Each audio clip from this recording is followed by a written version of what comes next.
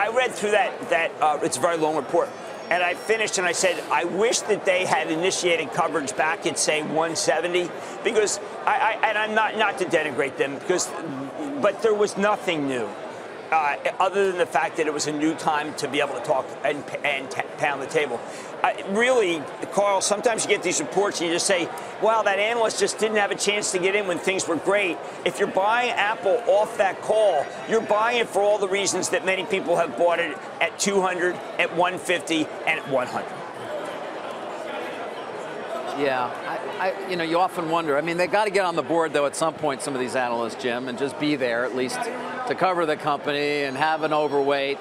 But why anybody would actually listen is not something I fully understand.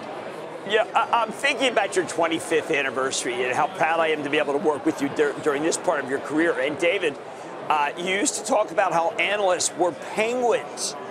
They didn't really have anything new, and they were all together.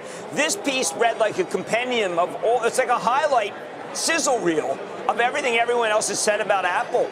And what else was there to say? They could have said that maybe they're going to put a man on the moon, but you know what? I defer to Jeff Bezos on that.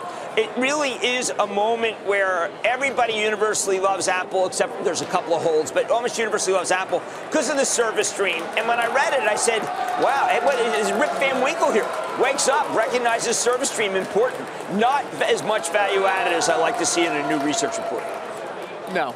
And to be fair, though, there is some good research out there, and the period you're referencing, of course, the mid to late 90s, when it really just got incredibly silly, and certainly before Elliot Spitzer came along and changed things to some extent. I mean, we all remember that, Jim, and you and I go back to that time as well, when the research was really nothing more than a calling card for the banking business.